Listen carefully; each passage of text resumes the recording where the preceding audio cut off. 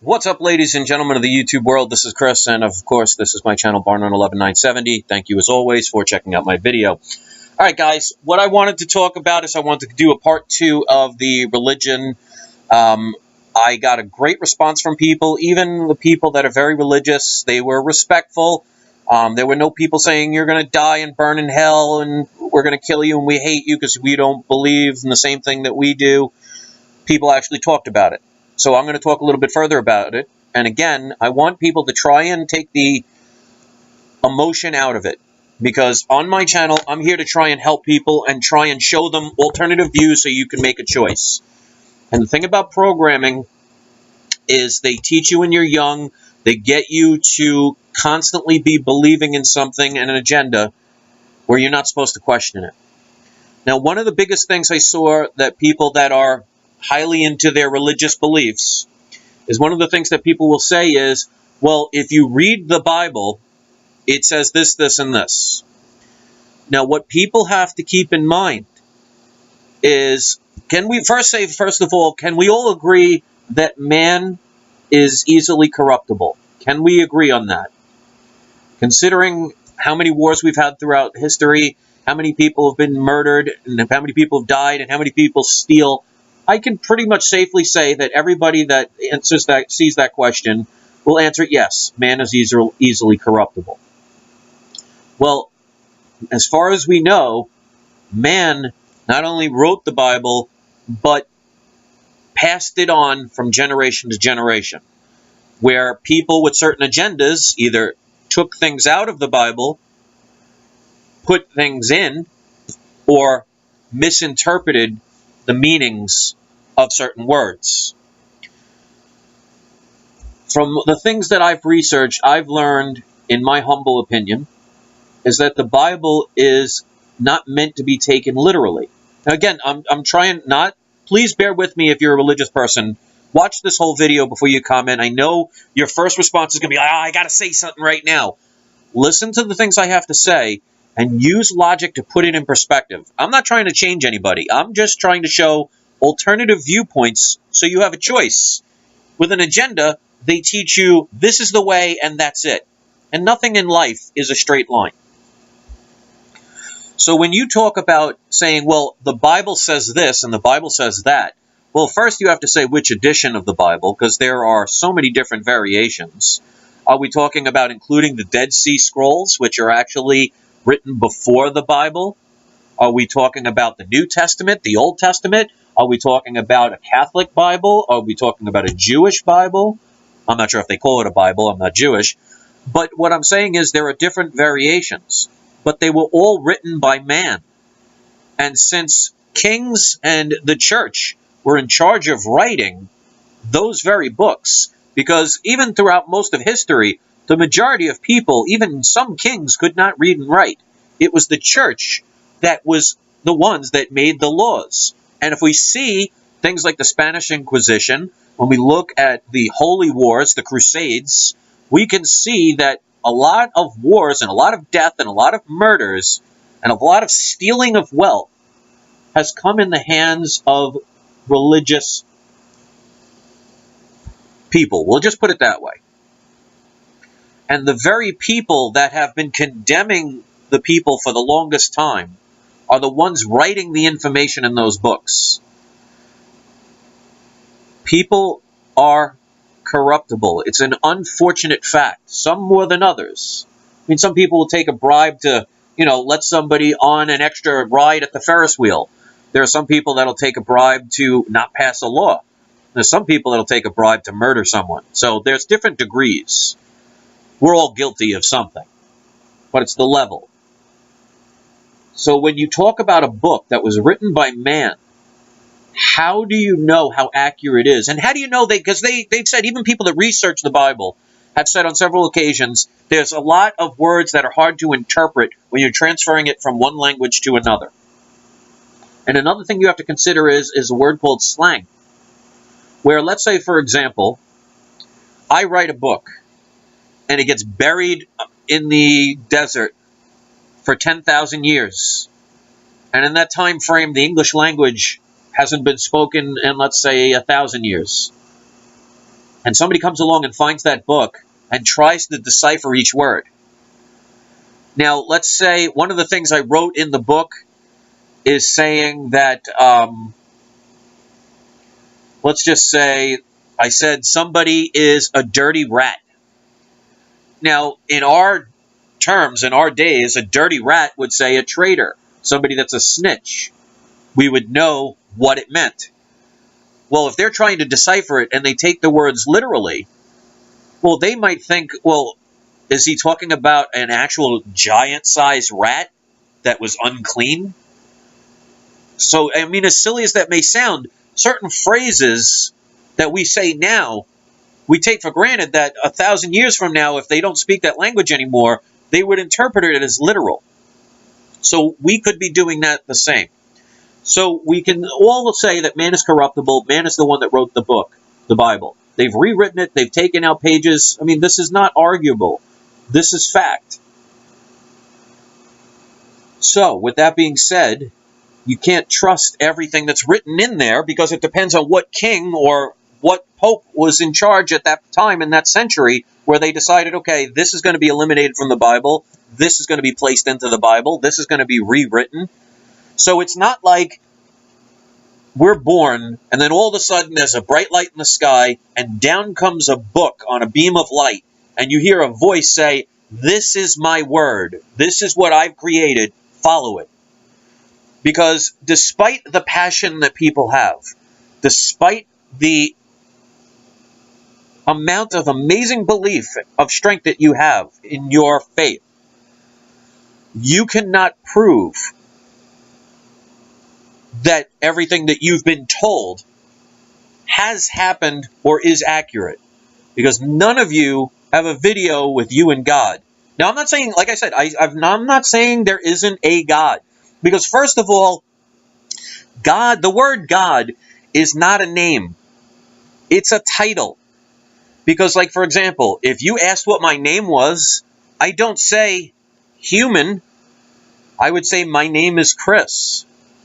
So God is nothing more than a description of what something is. When you look at, for example, and somebody made a good point about this, if you look at symbolism, and I have plenty of videos that talk about symbolism, one of the things you will see, the Christian symbol for Jesus is the IHS. They write it a little kind of weird. This is the symbol for Jesus. Even though it's supposed to be an I, I've checked into it. A lot of them have the Y, so even the I, it's irrelevant. But the middle, you see the cross, and then that wave, and then a little wavy thing, that's an S. That's the symbol for Jesus. It stands for Lesus Hominum Salvator, which translated is Jesus, Savior of Man. Now, I want you to pay attention to that middle symbol.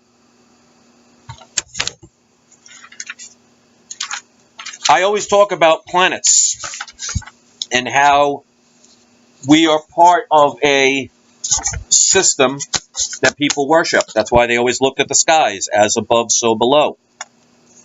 This right here is the symbol for the planet Saturn. Saturn, the one with the halo around it, the one that has the hexagram on top. You know what a hexagram is? Let me write that down. This is a hexagram. You could put a 5-pointed star in that hexagram. Google hexagram on Saturn, and you will see the actual image that on the top of Saturn, where it has the halo around the center, you look in the northern pole of Saturn, there is a natural formation that's a hexagon, or a hex. They're talking, and they're showing, this is the sign for Jesus. Look at this, the middle symbol. Here is the sign for Saturn, or Satan. So they're telling you through symbolism who their God really is. And unfortunately, it's not what you think. That's why you see the symbol for Satan. You haven't seen the, they show the goat, but they show it in the 5-pointed star. Well, that fits exactly perfect in a hexagram. which is on Saturn. And that's why you see the priests that worship Satan, they wear black robes. Here's another funny thing that you may or may not know. You ever hear the book of Men Are From Mars and Women Are From Venus? Well, I want to show you something. You should be very familiar with these symbols. You ever go into a man's bathroom, you see this? Ever see this symbol, the women's bathroom? Guess what, ladies and gentlemen? This is the symbol for Mars, and this is the symbol for Venus. You could look it up. Look at the symbols for planets. So, another thing that you might not know about, the days of the week all have to do with the planets. Now, some of them are easy. You have Sunday for the sun, Monday for the moon, Thursday is Thor's day, which has to do, I think it's either Jupiter or Saturn, I'm not sure. But you have, no, it's Jupiter, because Saturday would be for Saturn, Satan. But you have the others, you'll say, well, it doesn't sound right in English. Well, if you look up Tuesday, Wednesday, Thursday, Friday, if you look them up in Spanish or Italian, you'll see things like Mercadad. I don't know how they're pronounced, but they're the planets. They're talking about the 7 known visible planets at the time. And when they talk about the sun being the sun of the light of the world, well, they're not talking S-O-N, they're talking S-U-N. Because if you even read the Bible, it says that God says, I am the light of the world. And He created us in His image.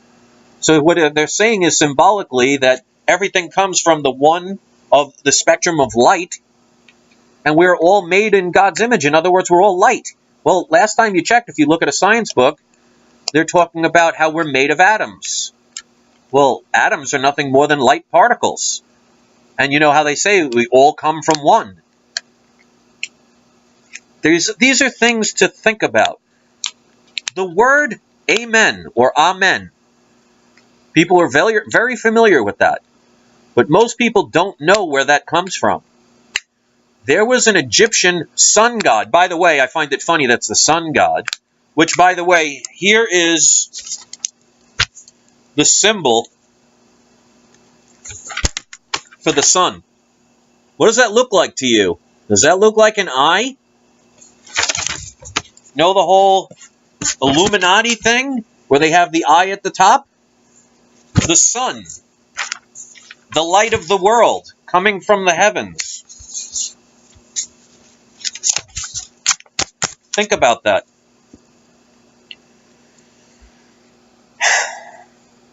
So, unfortunately, a lot of people have a passion for something that they've been programmed to believe. Now, I'm not saying there is not a creator, but it's not the way that they try and tell you it is.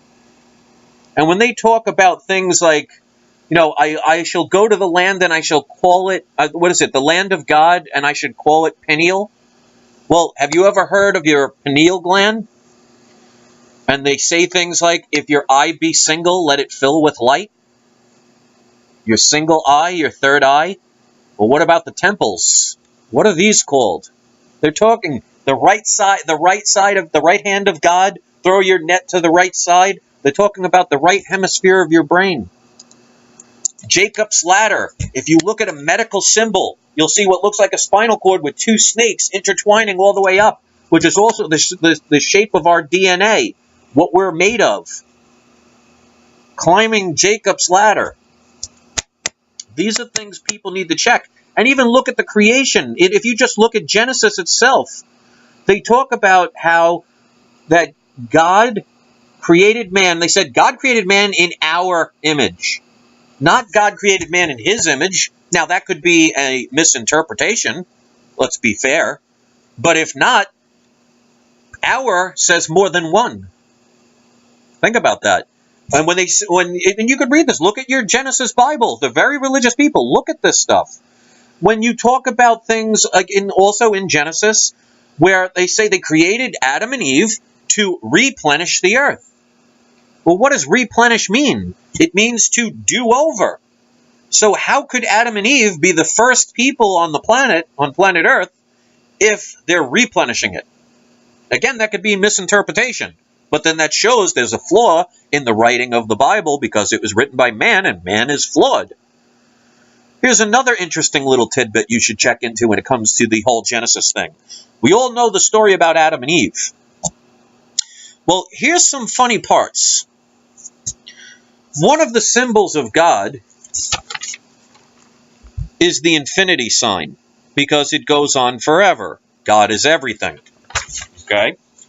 Now, in Genesis, they talk about how they took a rib out of Adam and created Eve. Or it could be the other way around, I'm not really sure. So forgive me if I get it wrong. It's not meant to be taken literally. Yeah, they take a rib out of Adam and they created Eve. It's not meant to be taken literally, because if you know anything about the reproductive system, when the sperm first fertilizes the egg, you have a single cell. And what does that look like? Coincidentally enough, that's what the initial fertilized egg looks like. What's that the symbol of? The symbol of the sun. Now, what happens once the egg is fertilized? What does it do? It splits into two. And then it continues to go from there, thus creating life. So, if you were trying to send messages throughout history, because we know that when people go against the grain and try and speak up, they all get murdered. I mean, look at people like Malcolm X. Look at people like Martin Luther the King. All the famous historians, John F. Kennedy, people that speak up, John Lennon. Even recently, like Michael Jackson, he was actually talking about the Illuminati and stuff like that. He was talking about the corruption and the control in the music industry. People that speak up throughout history tend to be silenced. They're either imprisoned, like somebody like Galileo, for speaking up and saying that the world is not flat, it's round, or they'll be murdered. So if you want to send information out and not get murdered for doing it, you have to do it in symbolism. And like it or not, the Bible, if you interpret it literally, is just a story. So you could pass it on. But it's basically a science book. Because if you think about the story of Adam and Eve, well, they're talking about symbolisms that life begins with the splitting of an atom. In other words, a single cell that keeps dividing. And what does the double cell look like? Pretty much looks like that. It starts pulling apart. All comes from one. So, in other words, symbolism of the single cell dividing. All comes from one. I am the light of the world.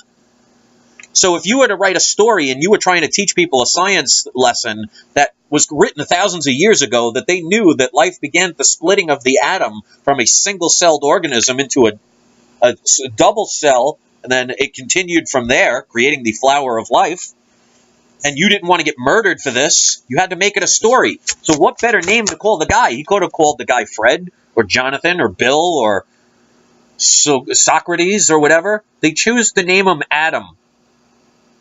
Could it be a coincidence? It sure can, but that is kind of funny if you think about it. Here's another one to think about. If you read the story about, we all know about how the fact that Eve was the one that was responsible for creating original sin because she ate from the apple of the tree of life. Now, if you read that part in the Bible, they talk about the fact that God said to Eve, basically, I'm not going to quote because I don't have it memorized, but God told Eve, you can eat from any tree in paradise, but you cannot eat from the tree of knowledge, lest you shall die.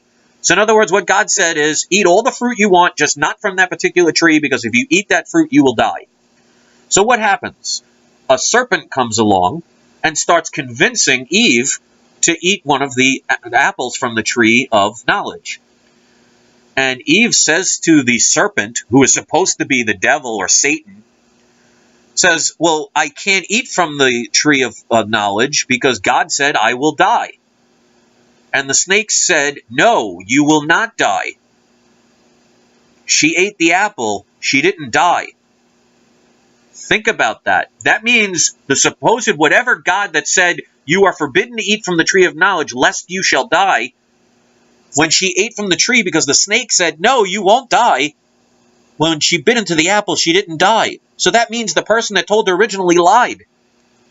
And the snake, who is supposed to be Satan, told the truth and said, you can eat from that apple, you won't die. And then they got cast out of heaven. Think about that. The snake, which is supposed to be the serpent, which is supposed to be portrayed as Satan,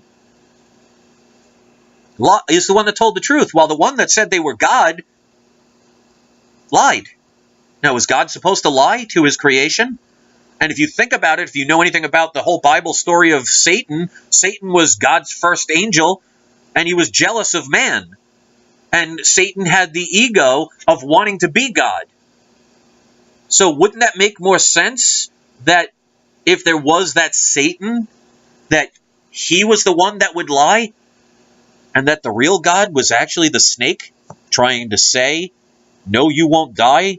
The other person that told you that is a liar? Read it yourself and see. So, I am not trying to ruin somebody's life. These things are what keeps us under control. Because if you think about religion, if you think of it from an enemy standpoint, what better way to get people to self-discipline themselves, and not only self-discipline themselves, but control other people by focusing on, well, if you're good, you'll be rewarded when you die. And if you're bad, you will be punished. But yet, we see how many politicians, they say they believe in God, how many of them start wars, how many of them steal, how many of them commit adultery. I mean, you think about it. If religion meant that God will punish you for a lifetime, for any kind of sins to an eternity in hell, and if that was a fact, think of this logically, not emotionally. If you were a priest, if you were a politician, if you were the people that are supposedly in the know, and knew that if you did all these sins, you would spend all eternity in a fiery pit of hell, would you do all the things corruptible that they're doing and have been doing for thousands of years? Who starts all the wars? How many priests have you seen caught trying to molest children? It's almost to a point where it's a joke with comedians. You know, you say cops and donuts, you say priests and little boys. Well, if they believed in the very thing they preach about, why would they even stop to think about doing that? Because they know that as soon as they do it, they would be cast into a fiery pit of hell, according to what they believe in. Or maybe they don't practice what they preach because they know better or they know different than they tell the masses. And maybe it's a form of control because they get away. Politicians and the priests, all these people that do corrupt stuff. I'm not talking about everyone, but we know that there are corrupt politicians and there are corrupt people in any of the priesthoods, and they take advantage. Well, if a priest sins, all they have to do is say, "Oh, well, forgive me." Same thing with a politician. They say, "Oh, just forgive me. I sinned. I fell off the beaten path." So they continue to steal from us. They continue to send our children to death when it comes to wars. They continue to put us in prisons and condemn us while they walk around with all this money. I mean, how wealthy is the Vatican? How wealthy are these churches with all these stained glass windows and these Michelangelo paintings? You think they got that for free? Without all the gold they've stolen from people. And what better way to keep people from saying, wait a minute, they're making all of these rules, they're putting us in prison, they're starting all the wars, they're stealing all our money, they're creating all these sins. We have to stop them. Well, they've gotten us to say, wait a minute, I can't do anything bad because then I'll sin, then God will punish me. So you regulate yourself and allow them to continue to steal from you, continue to create wars and destruction. Self-regulating. So while they're up there laughing, counting your money, you're sitting there protecting the very people that have corrupted and enslaved us. I want you to think about that. Think of it like the whole Santa Claus, which, by the way, if you look up Saint Nick, in the Middle Ages, Saint Nick was the definition for the devil. And he used to go around. There were two There was the good God, and there was this Saint Nick that would go around and beat the bad children with a stick. And he was looked upon as a demon. You ever look up Saint Nick's beer? It has a symbol of the devil. The mascot is the devil. So people have to understand this stuff. I'm not trying to make people angry. I'm not trying to do anything other than saying, I once was blind, but now I see. And forgive them, for they know not what they do. And the path to hell is paved in good intention.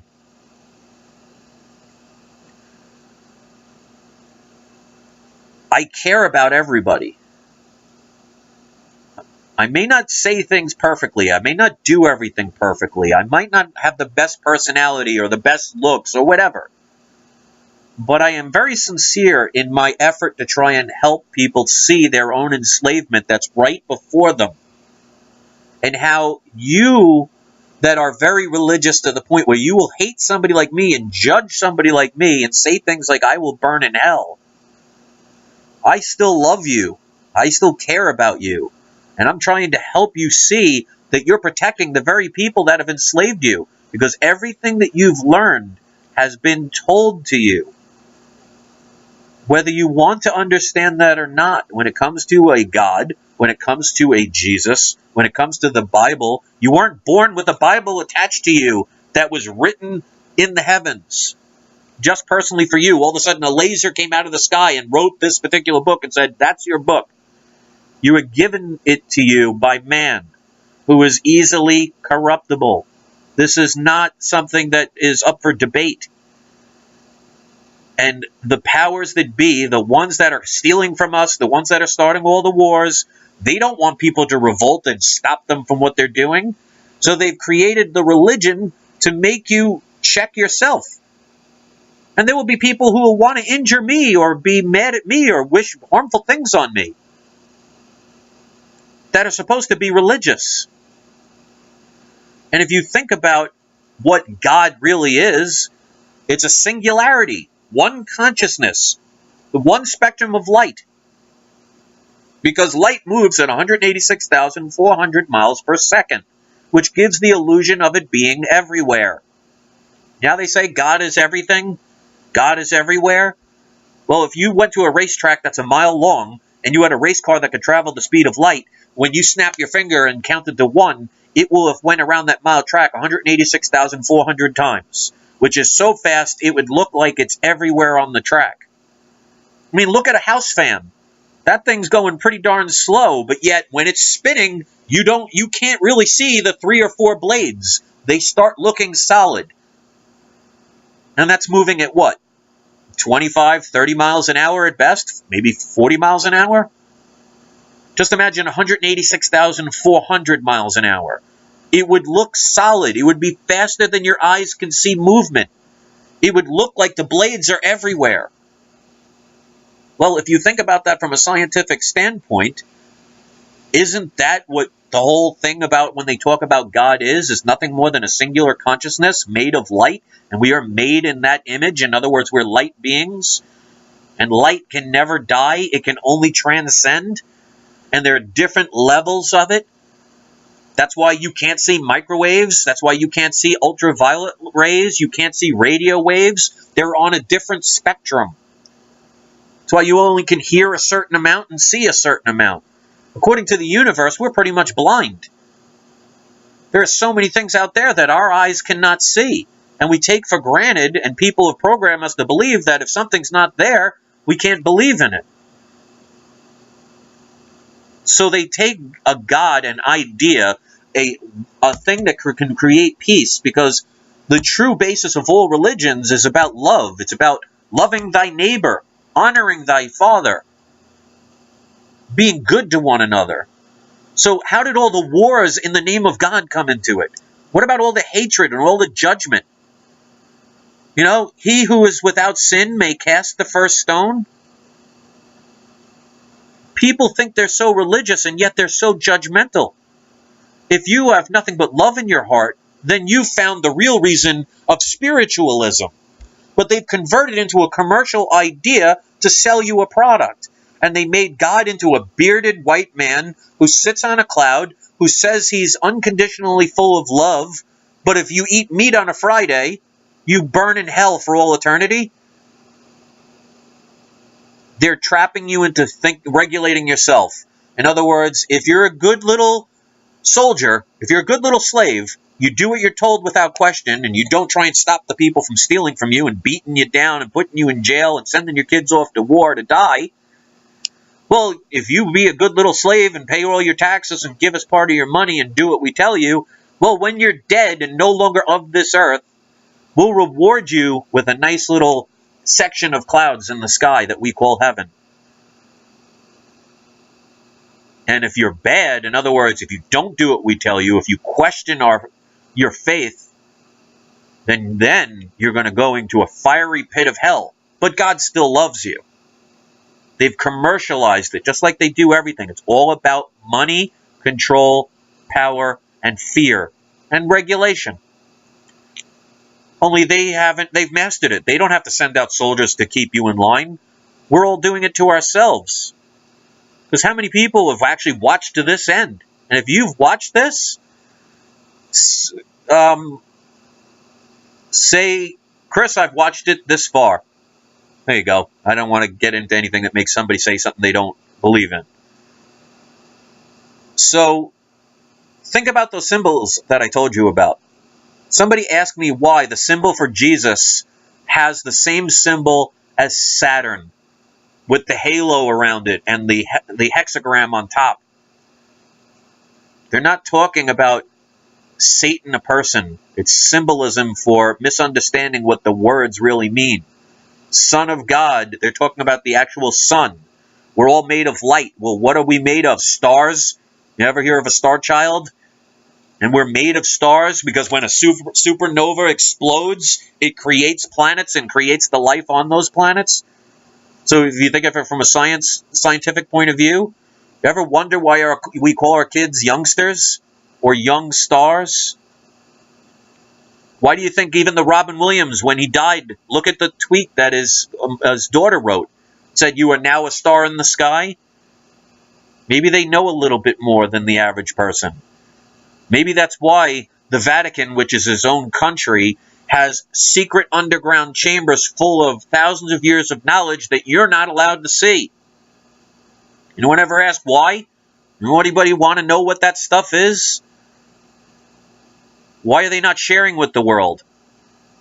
Why did the popes look the other way in World War II and Vietnam and Korea and all the other wars? Maybe they had a part in it. Anybody ever remember that in 2011, when the Vatican got shut down because they were caught with their credit card ability got shut down at the Vatican because they were caught laundering drug money? Look it up. That's a fact. It was either 2011 or 2012. They actually the banks denied the Vatican so when people went to the Vatican, they couldn't use their credit cards because they were using that money to launder drug money. They got caught doing it. And most of you probably never even heard about that. So it's the whole do as I say and not as I do. And you will hate the people like me who are trying to save you from your enslavement that's right in front of you. If you want to believe that God is a bearded man that judges you, but supposedly loves you unconditionally, please explain to me how that makes sense. Does anyone not understand what the word unconditional love means? It means loving without condition. So if God is unconditional love, then it wouldn't matter what you did. There would be no punishment because it's unconditional. If you add a condition, then it is no longer unconditional. It's not God unconditionally loves you unless you eat meat on a Friday. Which, by the way, you might laugh at that. That actually was a sin that you could be punishable and burn in hell in.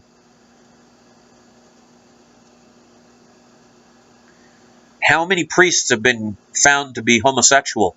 How many politicians have been found to be homosexual? Well, if they supposedly know, especially the priests, if they know that would have them sent to a fiery pit of hell, do you think it would be worth doing? You wouldn't be able to hide it from an all-seeing God, according to them. But they want it to be do as I say and not as I do. That's like you have a parent when you're a kid, they put you on your knee and say they tell you all about how you shouldn't smoke while they have a cigar in their mouth. You can believe whatever you want. You can choose to get angry at me for making this video and showing you things that maybe you need to hear about. Because I don't know if I said it before, and I'm going to say it now just in case, because sometimes I go on a tangent and I forget some of the things that I say, is when you say the word amen, you are actually worshiping the sun god, Amun-Ra. Amun, amen. So when people are preaching in church and they tell you to say amen, you may not realize it, but you are actually praying to the Egyptian sun god, Amun-Ra. If you look at the hat of the Pope, it looks from this way, but if you look at it from the side, it looks like this. Well, I forget the name of the Babylonian god, but there is a Babylonian fish god. I forget his name, but has that same exact symbolism as the hat that the Pope wears. It's a symbolism of the fish. You know, Pisces? And if you look at a lot of the symbolism in churches, you'll always see a pine cone. Well, the pine cone is a symbol for your pineal gland, your third eye, that's in the temple. The angel's wings. If you look at the brain from a top scan for where the pineal gland is, it looks like two wings. I once was blind, but now I see. So if you want to condemn me for trying to help you, that is your choice. But then I question how religious you are. Lest, not judge lest you be judged or something to that. I don't have every quote. So if you don't like what I've said, and you're very religious, then forgive me. Thanks for watching, guys. Enjoy the rest of your day. I can't wait to see the comments. Peace.